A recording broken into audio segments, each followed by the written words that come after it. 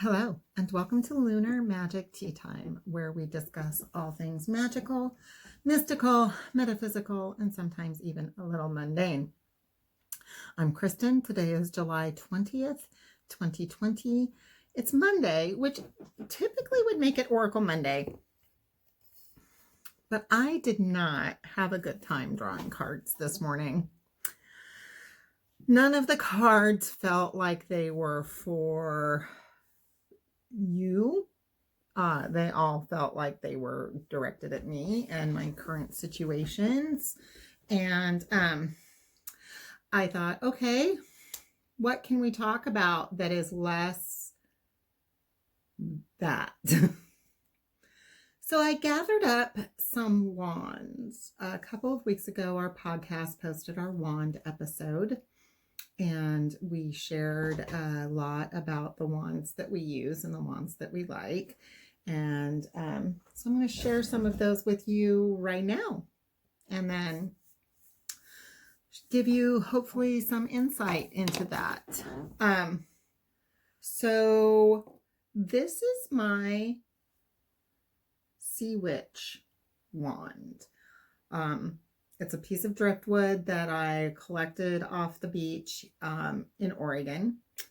It's wrapped with embroidery floss that you can pick up pretty much anywhere.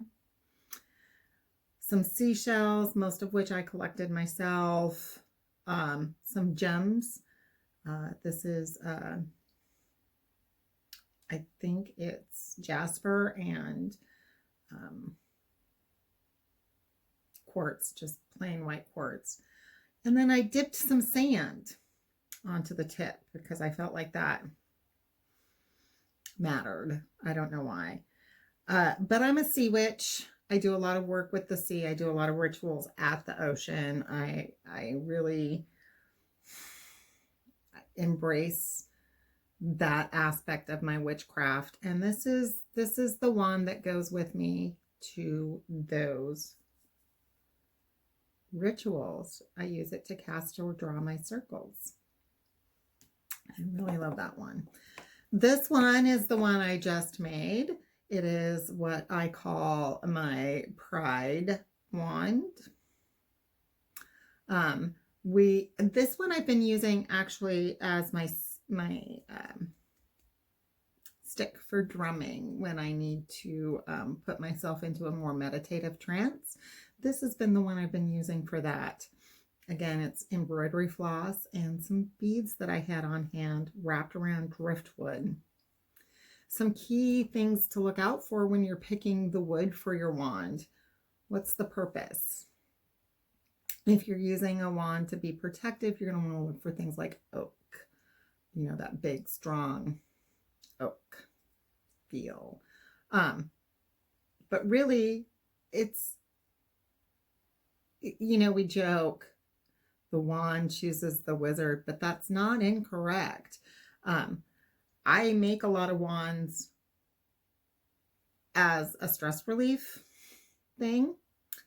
And I have found that I will make a wand and immediately be like, this wand is not for me. I don't care if I made it. This wand needs to move on to someone else. But this one was definitely made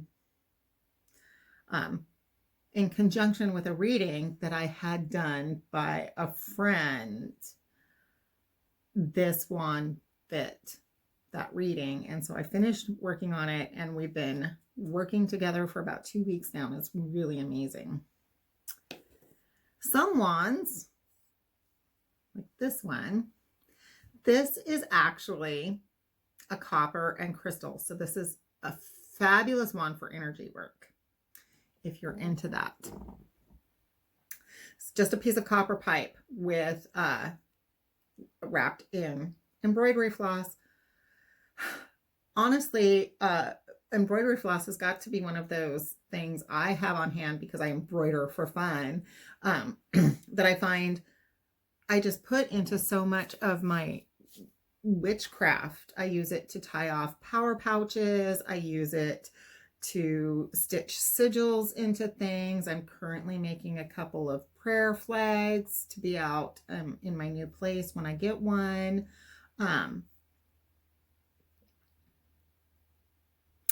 Embroidery floss.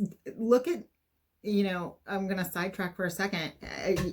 One of the things that I think witchcraft is about is looking for ways to bring magic into the everyday and the mundane. And that's going to include looking at ways that you can increase usability in your items around the house. We joke that witches save jars, but we do because we have so many uses for them. They're excellent for, there's loads and loads of spells that require jars. So, but it isn't just jars, it's other things. So that's one of the things we're kind of hoping to teach through the podcast and these videos is what around your house can you use in your spell work? And the answer is almost everything, really. It really is. But anyway, now there's a story about this wand. And I think it's good to share this story so that you kind of get an idea that not all things are lost. So this wand was given to me by a very icky person. They were manipulative. They were an abuser, not a good person. They weren't abusive to me, but I was very close to the person they were abusive to. And this one got left behind or something. And I remember thinking, okay, well, I don't want their energy on this one. What am I going to do about that?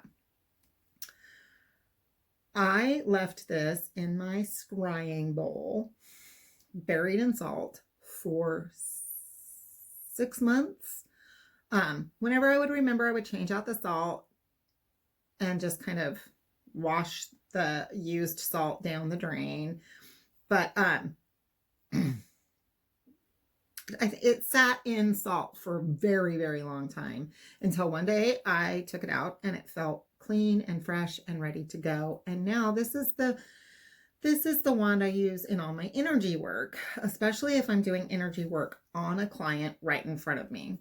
So this is the